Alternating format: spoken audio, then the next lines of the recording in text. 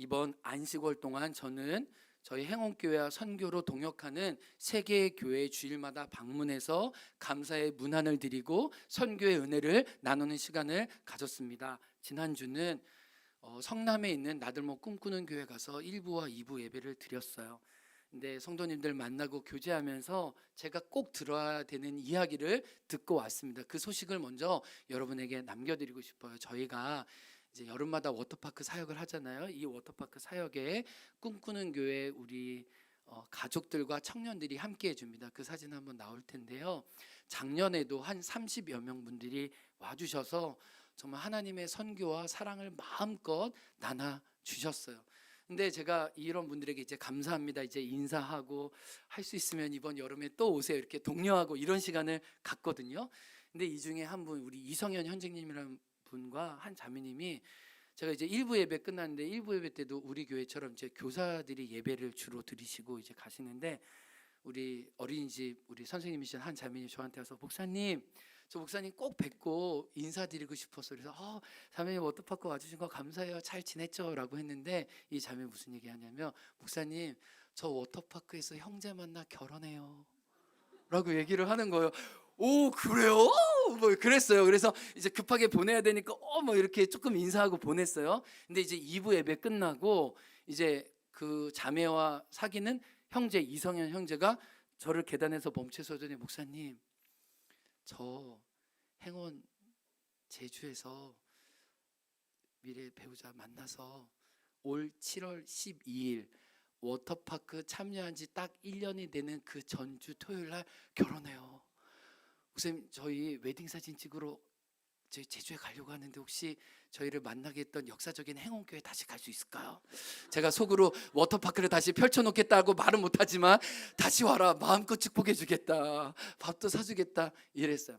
이게 얘기를 들어보니까 이제 두 분이 다 이제 30대 중반에 좀 나이도 되고 좀 결혼에 대한 고민도 있고 자기 인생에 대한 고민이 있었는데, 우리 가정교회 목자님들이 이제 제주도 선교로 가자, 우리 다음 세대에게 하나님 기쁨을 나누자라고 했을 때 이제 쭈뼛쭈뼛한 거예요. 특별히 형제는 제가 줌으로도 오리엔테이션을 이렇게 여러 번 했는데 그때 한 번도 참가하지 않았어요. 그냥 목자님이 그냥 억지로 끌어가지고 그냥 이렇게 목매이듯이 이곳에 온 거예요.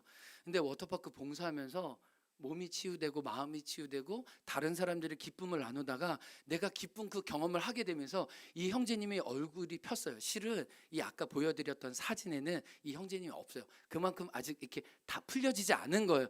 근데 다 풀려지고 난 다음에 너무 좋으니까 마음이 바뀌어서 내가 여기서 머무는 2박 3일의 시간을 하나도 놓치지 말아야겠다, 그래서 마음껏 봉사하고 재밌게 놀아주고 난 다음에 또 이분들이 행원 월정 이렇게 바닷가 가면서 서로 청년들끼리 보살자들끼리 이렇게 이야기를 나눈 거예요. 그러다가 이 한 자매와 한 형제가 눈이 맞은 거예요.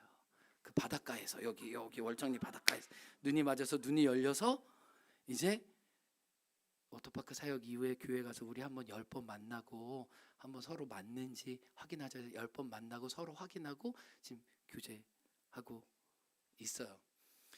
그래서 워터파크가 결혼 사역도 하는구나. 엄청난 확신과 담대함이 생기기 시작했어요. 하나님은 어떠한 일을 이곳에서 벌이실지 모르는구나. 그래서 이 형제가 굉장히 낙심했다가 너무 감사한 거예요. 그런데 제가 이런 감사를 나누다 보니까 또 꿈꾸는 교회 최원호 목사님 무슨 얘기를 하냐면, 목사님 그것만 있는 게 아니라는 거예요. 2019년에 꿈꾸는 교회에서 청년들을 처음으로 저희한테 보내줬었거든요. 그때 워터파크 때, 그때 첫 번째 팀원들 중에서도 커플이 나와가지고 그 커플은 4월 달에 결혼해서 자기가 주례한다는 거예요. 그래서 지금 꿈꾸는 교회는 이제 미혼 청년들만 모아가지고 여기 보낼 예정이에요. 지금 여기 모였다 하면 온전히 뭐 봉사하고 막 이렇게 하면서 마음이 완전히 낮아져가지고 열려가지고 얼마나 감사한지. 그래서 참 그 선교의 걸음 속에 하나님의 선물 꾸러미를 받았음을 기뻐하면서 참 감사하고 또 믿음의 교제를 나누는 시간이었어요. 오늘은 여러분과 이렇게 믿음의 선교의 발걸음을 걷는 여정에 대해서 나누려고 해요. 오늘 우리가 읽은 구절을 보면, 우리가 읽은 개역개정에는 나타나 있지 않지만 공동 번역 성경에는 바울의 2차 전도여행으로 적혀 있어요.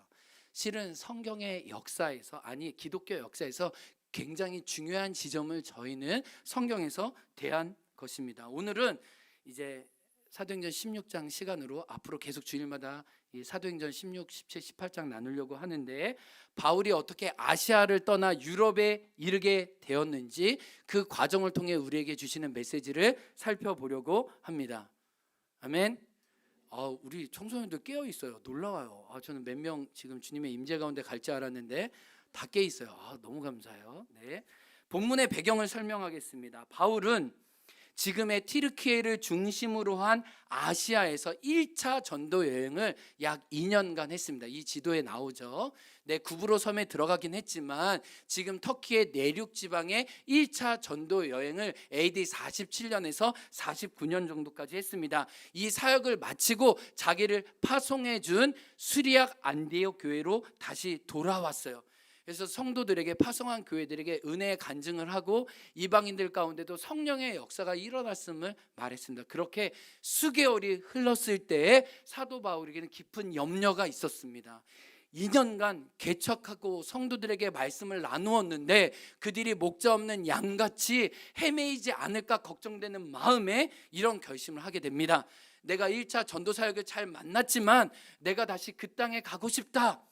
이전에 선교했던 교회 성도들을 만나서 단단히 하고 싶다라고 결정을 했습니다. 그래서 사도행전 15장 36절은 이렇게 시작됩니다. 한번 읽어보겠습니다. 시작. 며칠 후에 바울이 바나바더로 말하되 우리가 주의 말씀을 전한 각 성으로 다시 가서 형제들이 어떠한가 방문하자 하고, 그래서 믿음이 어린 성도들을 다시 방문해서 격려하는 일들을 했습니다. 15장 41절 말씀 읽겠습니다. 시작. 수리아와 길리기아로 다니며 교회들을 견고하게 하니라. 1차 전도행은 바닷가 구브로를 통해 들어갔는데 이제는 내륙을 통해서 아주 3,000m 되는 이 산맥을 통과하면서 자기의 고향을 지나 터키 내륙 안에 들어갔다고 이야기합니다. 그런데 중요한 한 장소 16장 1절에 보면 루스드라에 이르렀다고 얘기합니다. 한번 읽어보겠습니다. 루스드라의 이름에 거기 누구가 있었대요? 디모데라 하는 제자가 있었더니. 여러분, 사도행전 14장에 보면요, 루스드라에서는 사도 바울이 예수님을 전하다가 돌에 맞아 죽을 지경이 됩니다. 그래서 실은 죽은 줄 알고 사도 바울을 내어 성 밖에 보냈던 곳이 루스드라예요. 근데 거기서도 복음을 받은 성도들이 있었기 때문에 죽을 줄 알면서도 다시 용기 있게 그 루스드라에 들어가서 성도들을 격려하고 교회를 강건케 했다는 거예요.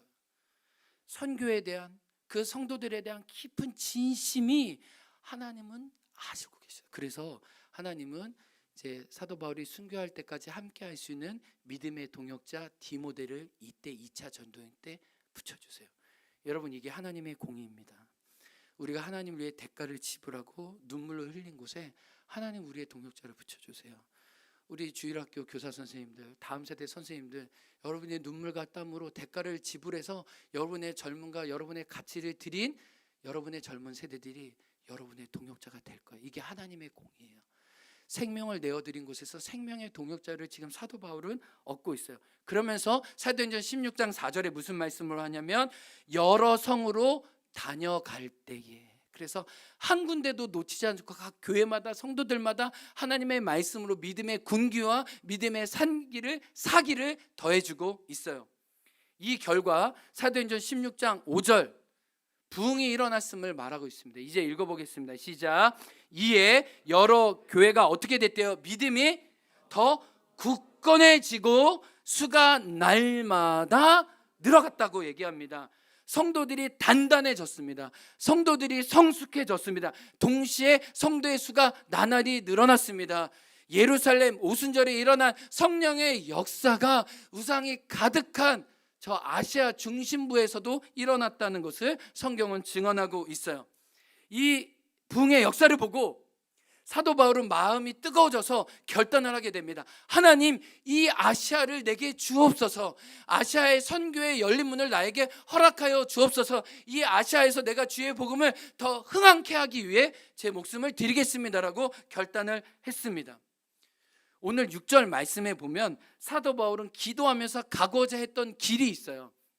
한번 다시 읽어보겠습니다. 16장 6절 시작.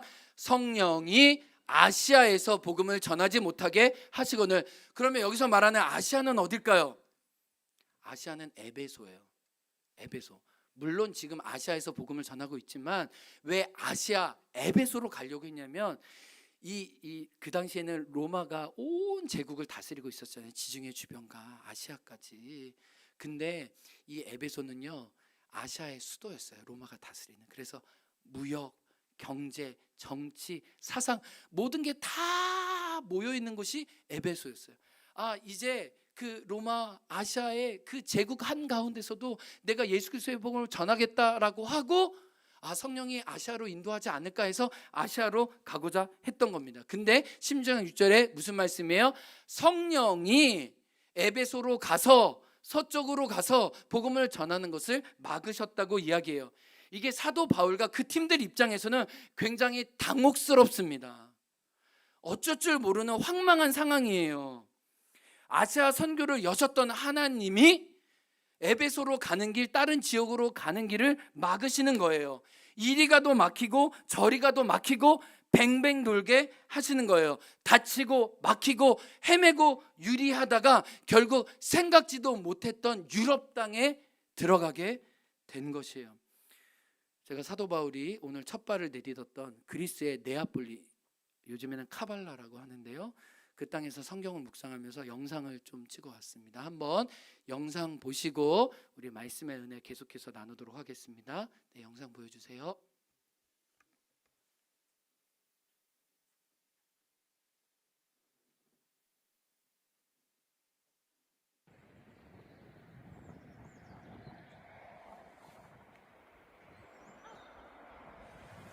짠! 안녕하세요, 행운교회 성도 여러분. 저는 지금 그리스의 네아폴리에 와 있습니다. 혹시 여러분 네아폴리 들어보셨는지 모르겠는데요, 네아폴리는 하나님의 선교에 있어서 굉장히 중요한 땅입니다. 이 네아폴리는 사도 바울과 그 전도여행 팀 일행들이 유럽에 처음 발걸음을 내딛었던 정말 세계의 역사, 이 지구사의 역사를 바꾸었던 첫 번째 장소예요. 제가 어제 정말 밤에 설레어서 잠을 못 잤습니다. 하나님의 은혜의 첫발이 시작된 이 네아폴리에 제가 와 있습니다. 하나님, 이 복음의 역사와 이 첫발과 제가 멀리 떨어지지 않았습니다. 2000년 전 믿음의 그 선배들이 걸었던 그 걸음의 역사를 이곳에서 다시 생각해 보게 됩니다. 근데 잠시 제가 좀 네아폴리에 오게 된 과정은 이곳에서 좀 여러분에게 나누고 싶습니다.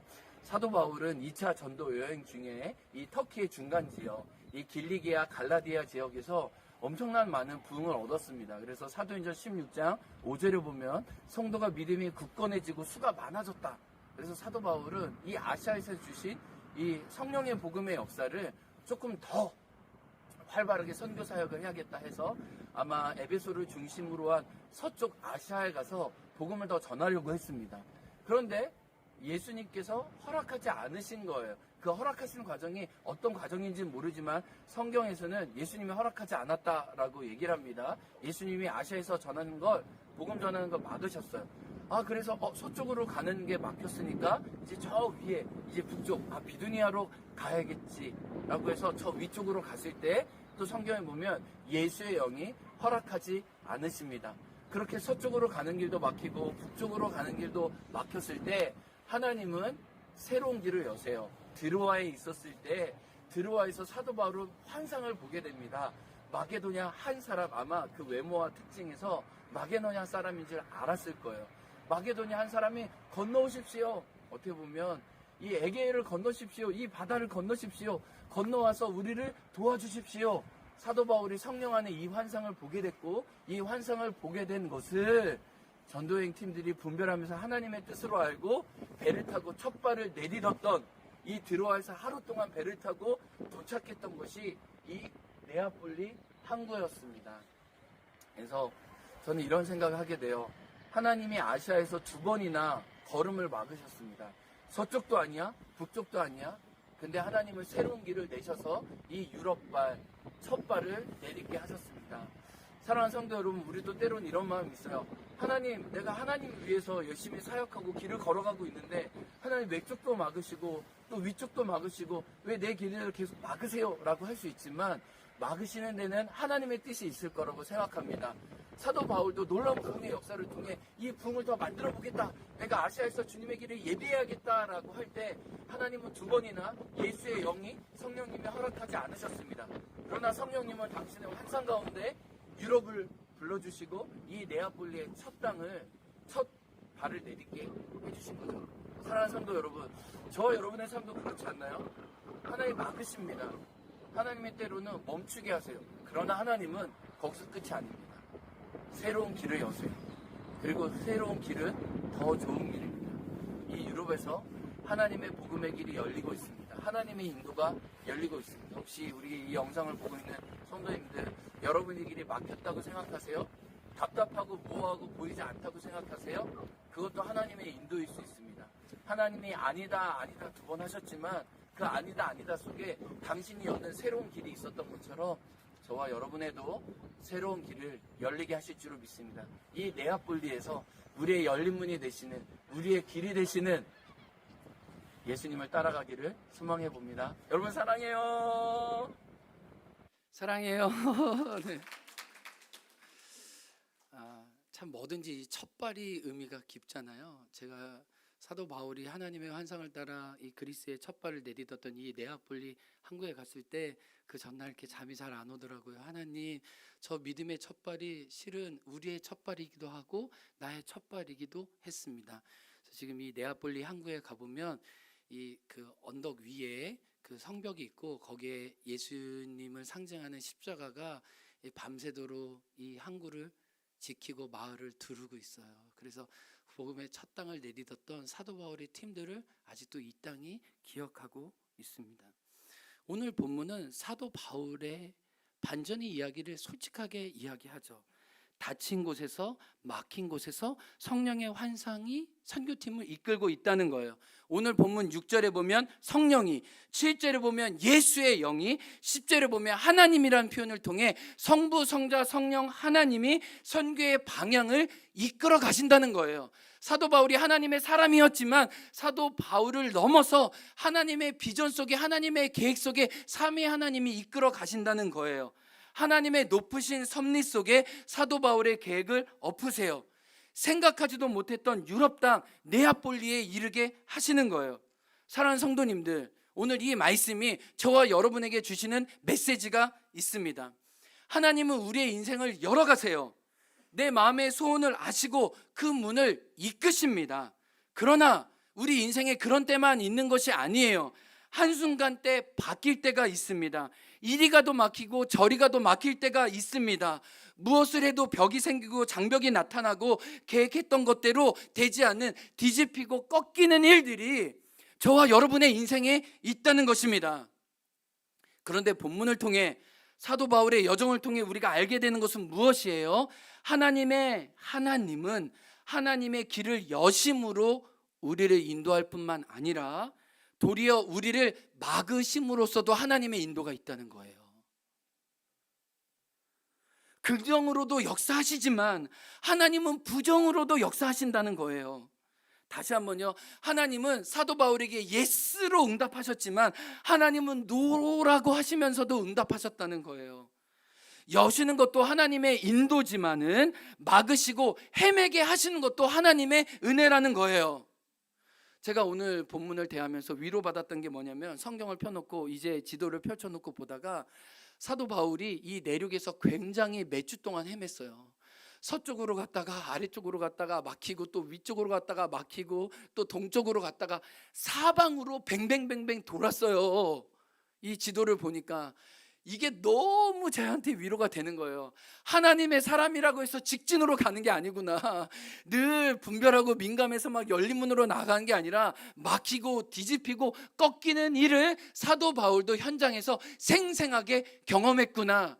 이스라엘 백성이 하나님의 인도를 받았지만 광야에서 돌고 돌아야 했던 것처럼 사도 바울 선교여행 팀도 막히고 꺾이는 일을 경험하는 걸 통해 궁극적으로는 하나님의 인도를 받았듯이 저와 여러분도 꺾이는 것 같고 망하는 것 같고 앞이 보이지 않는 것 같지만 그럼에도 불구하고 그 넘어서 일하시는 하나님의 섭리가 있는 줄을 믿습니다. 하나님은 저와 여러분을 거절하시는 방법으로, 우리의 안전과 우리의 확신을 깨트리시는 방법으로, 내가 생각하지 못했던 내 계획에 없던 일들을 마주하게 하심으로 하나님의 인도를 받게 하십니다. 사도 바울에게 그러셨고 저와 여러분의 삶에 그러셨어요. 우리는 기억해야 돼요. 하나님의 노라는 대답도 하나님의 예스의 한 부분이에요. 다시 한번요. 하나님이 지금 노하신 게요, 영원한 노 아니가 아니라 하나님의 예스의 한 차원에서 지금 노라고 하시는 거예요. 잠시 실망할 수 있지만 우리는 알게 돼요. 하나님은 다 계획이 있으셨구나. 저도 이렇게 인생이 막히고 꺾이는 경험을 집중적으로 경험했습니다. 2012년 정말 계획했던 일이 하나도 되지 않았어요. 믿음으로 낯선 걸음을 떠나서 캐나다에서 한 2년 3년 정도 훈련하면서 지낼 거라는 것도 4개월 만에 꺾였어요. 그리고 중국에서 다음 여정을 위해 준비하고 또 미국 비자를 인터뷰하고 이 모든 것들이 다 꺾이고 다시 돌아갈 데가 없어서 결국 선택해서 마지못해서 온 것이 이 제주도였어요. 저는 2012년 이곳에 왔을 때 하나님께 불만이 너무 많았어요. 원망했어요. 투덜거렸어요. 하나님 너무 싫었어요. 하나님, 내가 원하지 않는 방법으로 나를 이곳에 왜 부르시는 게 제주도가 하나도 아름다워 보이지 않았어요. 그러나 한 달 정도 지나고 하나님을 만나기 시작했을 때 내가 왜 이 자리에 있어야 하는지 하나님이 이해시켜 주시더라고요. 내가 그 자리에 갔으면 내가 망가질 뻔했구나. 혹시 나의 자아가 잘못되게 부패하게 확장되는 방식으로 있을 수 있겠다. 하나님이 왜 나를 이렇게 겸비케 이 자리에 두셨는지를 알게 됐어요. 근데 하나님 저를 막으셔서 이 땅에 두셨잖아요. 근데 하나님이 이 땅에 제주도 교회를 품는 마음을 저에게 주신 거잖아요. 그래서 제가 24시간도 안 돼서 제주 중문교회 부목사로 간 거잖아요. 그리고 중문교회 부목사 사역을 통해 하나님이 건너와서 도우라는 제주도의 음성을 듣고 서울로 가서 다시 훈련받고 목회 연수받고 다시 제가 온 거잖아요. 여러분, 저는 강하게 얘기할 수 있어요. 저희 가정을 향한 하나님의 인도는 맞고 꺾고 다치게 하심으로 인도하셨어요. 근데 돌이켜보면 너무 감사해요. 너무 하나님은 선하세요. 여러분, 이건 저만의 고백일까요? 여러분도 그러지 않으세요? 여러분의 인생을 돌이켜보면 그때 돼야 되는데 간절히 기도했지만 되지 않는 기도의 응답들, 꺾인 순간들이 있지 않으세요? 그러나 그때는 원망하고 우리가 답답해할 수 있지만 돌이켜보면 하나님은 늘 옳습니다. 하나님은 늘 선하십니다. 그렇게 고백했던 믿음의 간증이 있지 않으세요? 사도 바울에게도 그러셨듯이 저와 여러분의 인생에도 하나님은 여전히 노이지만 하나님의 큰 예스에서 우리의 삶을 만들어 가실 줄 믿습니다. 사도 바울의 여정을 보면요, 그렇게 사도 바울이 에베소에 사역하고 싶었을 때 하나님은 에베소의 길을 닫으셨다고 얘기했잖아요. 그런데 사도 바울이 이제 3차 전도여행을 다시 하거든요. 이때는요, 하나님의 에베소의 길을 활짝 여세요. 그래서 성경에 에베소서라는 편지도 있잖아요. 에베소서에서는 몇 년간 머물렀는지 아세요? 약 3년간 머물게 하셨어요. 하나님 무슨 말? 바울, 좀만 기다려. 내가 널 향한 계획이 있거든. 근데 지금은 좀 유럽에 먼저 가줘. 나의 마음이 지금 유럽에 있고 유럽이 너무 척박하고 절실하거든. 너 유럽으로 먼저 좀 가줘. 그러고 난 다음에 하나님은 제국의 수도 아시아 에베소에 약 3년간 머물게 하심으로 교회를 융성하게 세우고 많은 성도를 아시아 전역으로 흩어낼 수 있는 전초기지로 에베소에 사도 바울을 파송하신 거예요. 그리고 또 오늘 본문에 보면 어디로 가고자 했어요? 7절로 보면 비두니아로 가고자. 비두니아는 저 북쪽이거든요. 근데 비두니아로 정말 애써서 복음을 전하려고 했어요. 근데 비두니아로 가는 길을 막으셨대요. 사도 바울은 평생 비두니아에 가지 못했어요. 비두니아에 가고 싶었는데. 근데 베드로전서 1장 1절을 보면 위로가 되는 말씀이 있어요. 사도 베드로가 소아시아에 흩어져 있는 교회에게 편지를 할 때 제일 마지막 구절이 뭐라고 얘기했냐면 비두니아에 흩어진 사랑하는 하나님의 백성에게 편지를 합니다. 여러분, 비두니아는 누가 간 거예요? 사도 바울이 아닌 당신의 다른 사람들을 통해, 베드로 사도를 통해 그 지역의 교회와 성도들을 세우신 거예요. 에베소는 내가 가고 싶었지만 나중에 보내시고, 비두니아는 내가 가지 않아도 하나님의 사람을 세워주셔서 하나님의 역사를 이루어 가시는 거예요. 사랑하는 성도님, 이렇게 막으심도 하나님의 인도라는 거예요. 여심만 아니라 막으심도 하나님의 뜻일 수 있다는 거 우리는 기억해야 돼요. 사랑하는 성도 여러분, 여러분 지금 하나님 막으시는 자리에 있어요. 그럼 기다리세요. 멈추세요. 그 막으심 끝에 열어 보이시는 하나님의 네아폴리가 있어요. 여러분 이거 저 1부 때는 안 한 건데 2부 때는 좀 웃어주실 거라고 생각해서 한번 얘기할 테니까 웃어주세요. 내 앞을 보리, 내 앞을 보시는 내 하나님이 나를 나의 네아폴리로 인도해 주실 줄 믿습니다. 제가 이거 네아폴리에서 이거 성도님도 어떻게 암기시킬까 고민하다가 내 앞을 보리, 내 앞을 보리, 보리 지금 막혀도 내 앞을 보리에서 네아폴리. 아멘. 여러분 믿음이 좋아요. 오늘 좋습니다. 네, 내 앞을 보리 해서 막히고 꺾인 곳에 나의 네아폴리의 하나님이 도착하게 하신다는 거예요. 네아폴리의 첫 선교의 발을 내딛었던 이 본문을 묵상하면서 저는 한 주 내내 우리 121로 팀, 우리 선교팀을 묵상하고 사모했어요. 오늘 기쁨으로 만나기를 너무 원했습니다. 행원교회 다음 세대의 첫 발이 내디딘 이 순간, 우리에게도 역사적이지만 하나님도 여러분의 한 사람 한 사람의 발걸음을 얼마나 기뻐하셨을까 생각이 들었어요. 여러분 위해 중보하면서 제가 3가지 깨달음이 있었어요. 우리 친구들 들어주세요. 실은 여러분이 선교하러 갔지만 저는 확신해요. 여러분이 선교를 받고 왔다는 거예요. 그렇지 않니 유진아? 네, 진짜 내라고 한 거예요. 이거는 우리 10대가 이렇게 내라고 한 건 내예요. 하나님을 알리러 간 곳에서 실제로는 하나님을 알고 온 거예요. 내가 알린 것보다 나에게 알려지신 하나님이 많은 게 선교의 현장이에요. 예수님을 보여주러 간 곳에서 당신을 보여주시는 예수님을 만난 게 우리 10대들이에요. 조금 전에 우리 청소년 애들 이렇게 만나고 왔어요. 우리 찬우 어디니? 찬우야. 네, 찬우 정말 다 우여곡절 끝에 갔어요. 우리 찬우가 그러니까 찬우야 좋았니? 해서 우리 찬우가 이대로 되길 원해요. 여러분 우리 믿음으로 찬우를 축복해 주는, 저에게 꿈이 생겼습니다. 저에게 비전이 생겼어요라고 찬우가 얘기했어요. 저 선교사 되고 싶은데 장기 선교사는 자신이 없고 단기 선교사 되고 싶어요라고 얘기를 하더라고요. 그래서 일단 거기서부터 그래서 자네야 그래. 그래서 하일이 한 달만 빌려달라고 해가지고 하일이를 빌려줄 테니까 같이 이렇게 선교여행 가고 이렇게 가라 이렇게 얘기를 했어요. 여러분 찬우가 이 땅에서는 고백하지 못할 그 고백을 저 필리핀에서 보고 왔다는 거예요. 낯선 곳에 낯선 문화에서 나를 기다리고 계신 그 하나님이 아니었으면 나에게 나올 언어가 나오지 않은 거예요. 저희 예린이랑도 잠시 통화했을 때 다시 빈민가에 들어가서 아이들을 만나고 또 아이들을 섬기고 싶다고, 이 일정이 너무 짧다고, 그 시간으로 돌아가고 싶다고. 우리 아이들이 선교 현장에서 그 가난하고 깨어진 그 환경에서 연약한 자로 우리를 맞아주시는 예수님을 보았겠구나. 가난한 자의 옷을 입고 그 자리에서 우리 친구들을 맞이해 주신 거겠구나. 그래서 우리 아이들이 그 현장에 물론 좀 어렵고 힘들 수 있지만 그 현장을 사모하게 되는 것은 성령의 이끄심이 우리 친구들에게 있었겠구나. 하일이랑 잠시 통화했을 때 저한테 얘기했어요. 아빠, 선교여행 일정 너무 짧아. 아빠 아빠 이건 아닌 것 같아.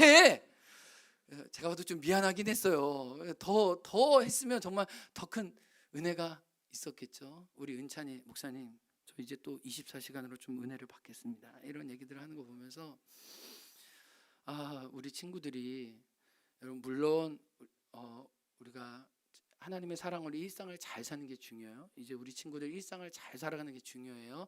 이제 부모님께 순종하고 공부 잘하는 게 지용아 중요해. 왜냐면은 선교여행을 갔다 오면은 하늘을 나르고 왔기 때문에 땅에서 사는 게 힘들어. 내 경험으로는 그래. 그 간격이 굉장히 심해. 근데 부모님 말씀 듣고 학원 잘 챙기고 설거지하고 부모님께 순종하는 건 더 어렵다. 그렇게 하자. 아멘. 그래서 지용이 어머님 김영 흰마트에서 일하시는데 지용이가 이제 핸드폰 걷고 이러니까 이제 그 사진을 못 찍어가지고 지용이 첫 선교 보내고 엄마가 너무 궁금해하는 거예요. 우리 지용이. 근데 사진을 못 찍으니까 너무 보고 싶은데 그래서 제가 친절하게 마트에서 여기 행운교회 유튜브 여기 지금 애들 올라왔다고 그래서 우리 아들이 이렇게 태권도를 했냐고 이렇게 춤을 잘 췄냐고 기쁨의 은혜를 김영 킹마트에서 나눴다는 거 아니에요. 어제 성택 집사님이 새벽 1시에 마지막 선교 영상을 보내주셨거든요. 제가 어제 한 4번 보고 잤어요. 원래 설교 원고 더 읽고 자야 되는데 영상 보다가 은혜 받아서 그냥 내일 은혜 주시겠다 해가지고 했는데 영상 보면서 진짜 하나님 우리 아이들 만나 주셨구나. 믿음의 첫 발을 너무 소중하게 여겨주셨구나. 우리 다음 주 영상 볼 건데 정말 필리핀 아이들과 함께 하나님을 예배하는 우리 아이들의 모습이 비춰질 때 주님, 우리가 대가 지불하고 힘들어도 이 영광을 볼 수 있다면은 우리 계속하게 해주세요. 우리 힘들고 부담은 있고 하나님 또 희생은 하겠지만 우리 믿음의 세대들이 이곳을 떠나서 낯선 하나님의 첫 번째 여행을 내딛는 일에 우리를 보내신다면 하나님 우리가 그 일 멈추지 않게 해주세요 라고 기도가 되었어요. 우리 사랑하는 청소년 친구 여러분, 믿음의 첫 발을 내딛었어요. 여러분 이건 시작이에요. 시작 이후에 하나님이 여러분에게 선교의 문을 여실 줄 믿어요. 그 소망을 가지고 살아보세요. 준비해보세요. 여러분의 동생들이 여러분을 보고 지금 거센 저항과 항의가 일어났습니다. 우리도 보내달라. 왜 언니 오빠만 보내달라. 우리도 보내달라. 그래서 지금 학년이 점점 내려갈지 몰라요. 여러분이 아주 좋은 무드 되었어요. 우리 다음 주에 여러분의 간증을 통해서 또 하나님이 어떤 도전을 주시는지 계속해서 나누기 원합니다. 저는 소망하게 되었어요. 하나님 우리 행운교회가 할 수만 있다면 다음 세대들과 청소년들을 이 시기 때 한번 다 믿음의 첫 발을 해외 선교 현장에 내딛게 하길 원합니다. 그 소망을 갖게 되었어요. 우리 믿음의 첫 발을 계속해서 내딛는 저와 여러분들에게 주님의 이름으로 축복합니다. 그래서 이 고백이 됐어요. 한번 같이 해요. 주가 일하시네. 주가 신뢰하며 걷는 자에게 주가 일하시네. 주가 일하시네. 주가 신뢰하며 걷는 자에게 저에게도 여러분과 같이 잊지 못할 해외 첫 번째 선교가 있어요. 저도 96년도에 처음으로 선교 여행을 미국으로 갔습니다. 미국에 왜 선교 여행을 가나 했는데 96년도 미국 아틀란타에 올림픽이 있었습니다. 그래서 모든 대륙에서 모든 민족에서 다 모이는 데였어요. 그래서 전 세계 사람들이 대상으로 복음을 전하고자 우리 한국 YM과 여러 전 세계에서 한 5,000명, 6,000명 정도 모여서 각 스타디움에서 경기장에서 지하철에서 마트마다 복음을 전하고 공연하고 그리스도의 사랑을 알린 일이 있었어요. 제가 이 전도여행이 2년 전에 있다는 걸 알고 94년부터 기도하면서 준비했어요. 하나님, 저도 예수님 때문에 해외 선교 첫 여행을 가고 싶어요. 근데 제가 그때 장신대 다닐 때인데 저희 가정과 여러 가지 형편이 어려워서 정말 등록금을 한 번도 제때 내보지 못했던 제가 그 학창 시절이었어요. 근데 제가 그때 전도행 비용이 180만 원이었거든요. 근데 그 180만 원이 어디 있어요? 제가 그때 금식하면서 하나님께 하나님 저를 만나주지 않으셨습니까? 그리고 저에게 본토 친척 아비 집을 떠나 가라는 약속의 말씀을 주셨지 않습니까? 주님, 저는 지금 상황과 환경으로는 돈 땡전 한 푼도 없고 지금 오늘 집에 갈 차비도 없다는 거 주님 아시죠? 근데 하나님 제가 어떻게 이 180만 원 재정을 채워서 갈 수 있을까요? 마음의 소원은 있는데 환경은 주님 그렇지 않은 것 같습니다. 근데 하나님이 정말 마지막 순간 익사이팅하게 여러 사람들과 만남을 붙여주셔서 재정을 채워주셨어요. 그 중에 한 분이 우리 윤수경 전도사님, 제 신학교 동기인데 그 윤수경 전도사님이 지금까지도 선교 동역을 했는데 우리 이승준 목사님을 저희 교회에 연결시켜줘서 오게 해주신 분이 또 그분이에요. 여러분, 하나님의 역사는 한 번만 끝나는 게 아니에요. 아주 유구하게 이렇게 흘러가요. 이렇게 시냇물처럼. 근데 제가 이렇게 하나님이 여러 만남과 붙여주시는 은혜가 있었기 때문에 제가 미국에 가서도 그 전도여행 중에 어떻게 기도했냐면, 하나님, 선교지에서만 경험할 수 있는 하나님의 은혜와 하나님의 만남과 하나님의 사람들을 제가 만나기 원합니다. 그런 기도를 드리면서 이제 전도여행 사역을 했죠. 어느 날 집회를 마치고 이제 숙소인 교회로 돌아가야 되는데, 그냥 버스 타고, 물론 버스도 놀라운 은혜가 있었어요. 버스 시간을 모르고 버스가 맞춰진지도 모르고 버스 정류장에 갔는데, 집에 퇴근하러 돌아가던 아저씨가 버스가 맞춰졌음에도 불구하고 저희 선교팀인 줄 알고 저희를 교회까지 데려다 줬어요. 뭐 이런 놀라운 일이 많았습니다. 저희가 막 법도 몰라가지고 막 이마트 이런 데서 막 예배하다가 경찰이 와가지고 우리를 잡아가려고 했는데 경찰이 우리를 지켜주고 보호해주는 경험도 있었고, 하나님이 정말 미국 땅에서도 정말 능치 못한 일을 우리에게 많이 보여주셨어요. 그런 일들이 있으니까 날마다 하나님이 어떤 일을 하실지, 내가 하나님을 알리러 온 게 아니라 하나님을 경험한 일들이 내 삶에 너무 많았어요.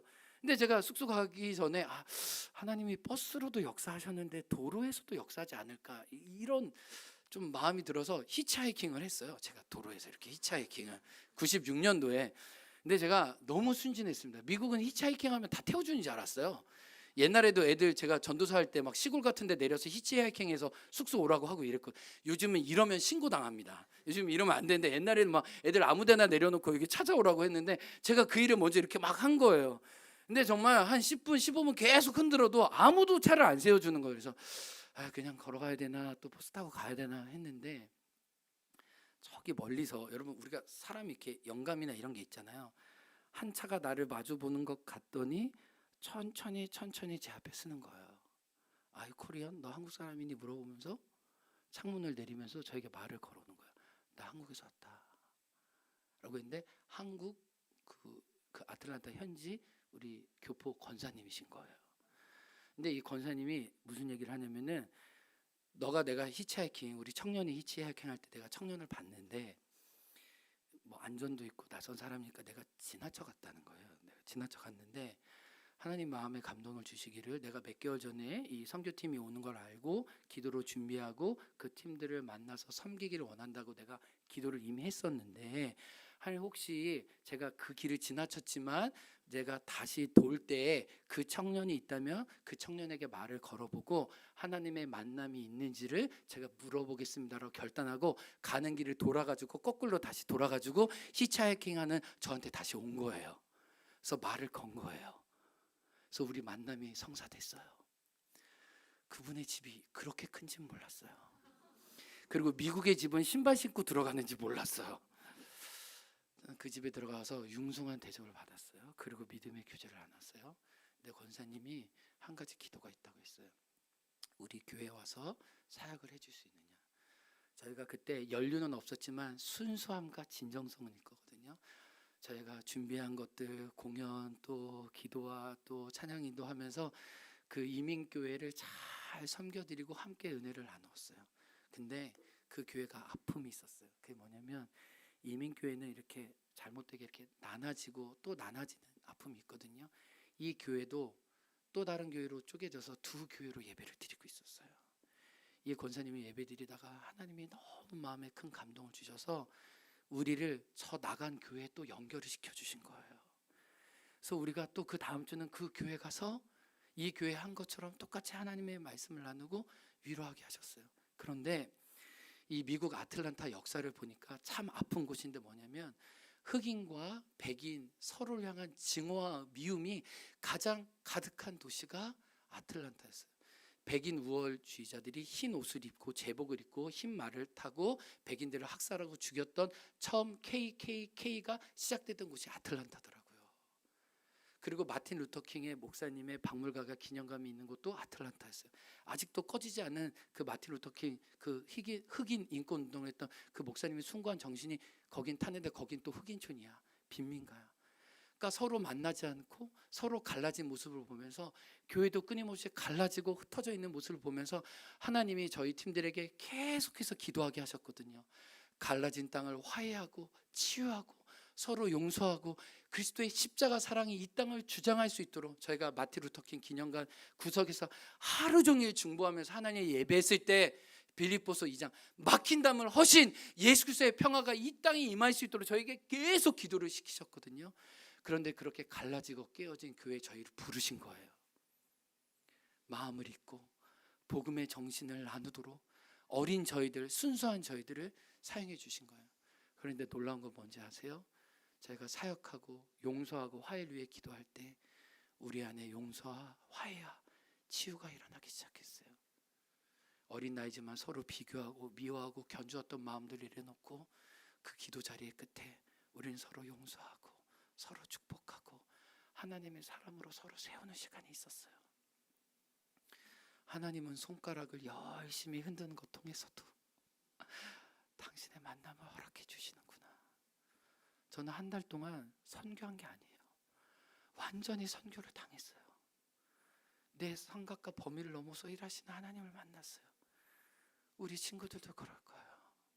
내 생각과 범위를 뛰어넘어 너무 좋으신 하나님을 만났어요. 근데 제가 미국에서 이제 그 선교인 중에 매일 말씀을 묵상하는데 제가 생각하지도 못했던 하나님이 저의 아픔을 들춰내신 거예요. 제가 고등학교 1학년 때 미국에 유학을 가고 싶었습니다. 저희 작은 아버님이 뉴저지에 계시고 사업을 하셔가지고 이제 너 공부하고 싶은 건 뭐냐 그래서 이제 작은 아버지가 초대할 테니까 같이 하자. 그래서 제가 마음의 꿈을 가지고 미국을 보내주소서를 막 부응해하며 막 안 내던 헌금도 내가지고 막 미국을 보내주옵소서라고 하고, 제가 고등학교 합창반이었는데 합창반에도 미국 간다고 다 그 안 한다고 난 이제 미국 갈 거라고 다 말해놨거든요. 근데 결국은 막혔어요. 무산됐어요. 엄청 쪽팔리더라고요. 고등학교 때 제가 그 원망이 있었어요. 하나님 나 가고 싶었는데. 그래서 내가 카운셀러 공부하고 싶었던 상담, 네, 하나님은 선하세요.